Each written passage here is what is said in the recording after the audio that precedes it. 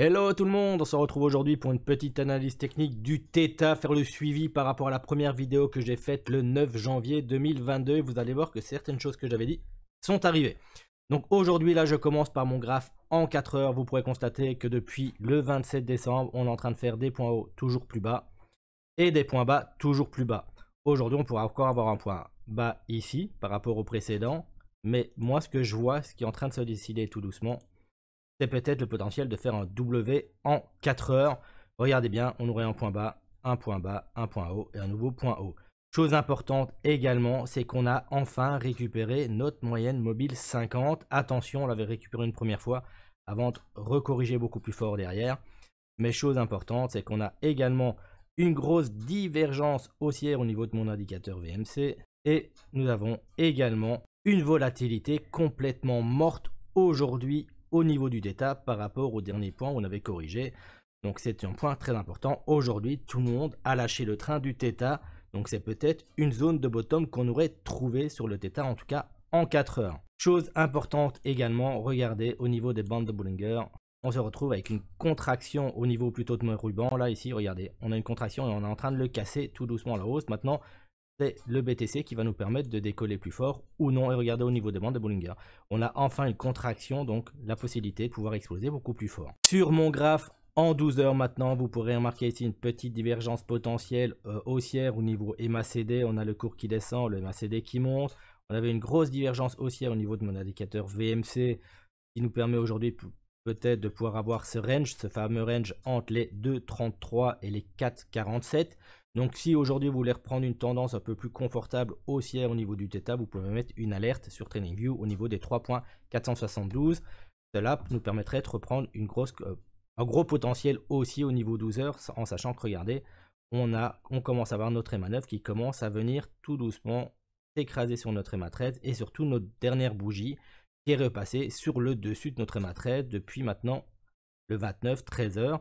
Donc elle nous supporte maintenant, donc est-ce qu'elle va nous permettre de pouvoir partir beaucoup plus fort au nord? C'est ce qu'on va voir sur les prochaines heures au niveau du Theta et à l'ouverture des marchés demain matin aussi, voire le marché américain qui risque d'être le plus important aussi. Alors en 12 heures on peut remarquer des points hauts toujours plus bas malheureusement et des points bas toujours plus bas, donc toujours en correction bearish. Regardez bien, mon voile est toujours rouge, mais il commence tout doucement à vouloir se retourner, donc on pourrait peut-être avoir trouvé notre bottom. Donc aussi bien en 4 heures qu'en 12 heures, même si pour le moment en 12 heures ça reste bearish.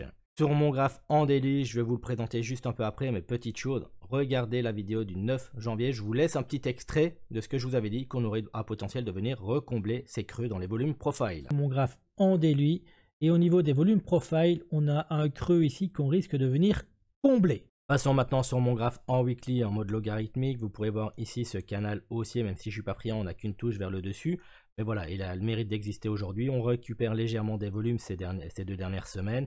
Chose importante, il faut clôturer la semaine au-dessus des 2,829 pour garder ce canal valide. Et la semaine prochaine, pour bien faire, il faudrait clôturer la semaine au-dessus des 3,045 pour valider un potentiel retournement haussier au niveau du Theta, en sachant qu'on aura également cette grosse trainline de résistance à venir franchir au niveau du Theta. Pour ça, un petit peu plus de volume nous ferait du bien. Autre chose importante au niveau weekly, vous pourrez en remarquer au niveau MACD, une divergence haussière au niveau MACD. On a le cours qui corrige et le MACD qui monte.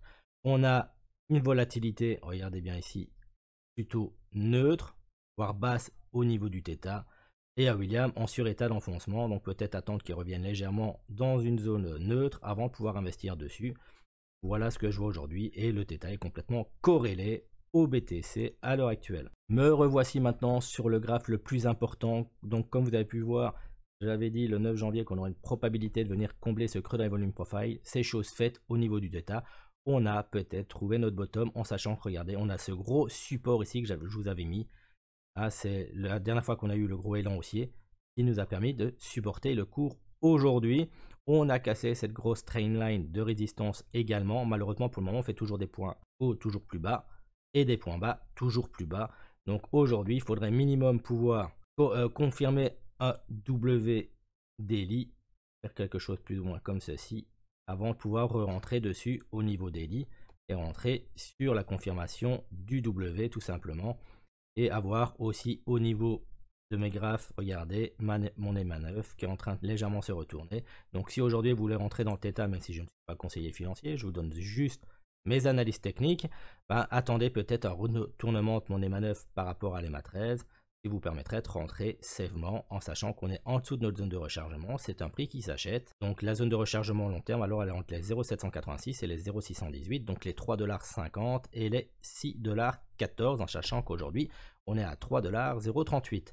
Donc voilà, si vous voulez prendre un minimum de risque, attendez minimum la confirmation de la WDI avant de pouvoir rentrer sur le marché. Comment confirmer un WDI? C'est simple en fait. Vous devez avoir toujours un point bas plus haut que le précédent et un point haut que le précédent tout simplement et confirmer ici. Voilà, vous confirmez ici par rapport à ceci. Si vous avez un point bas plus bas que le précédent, comme ceci, ce n'est pas un W valide.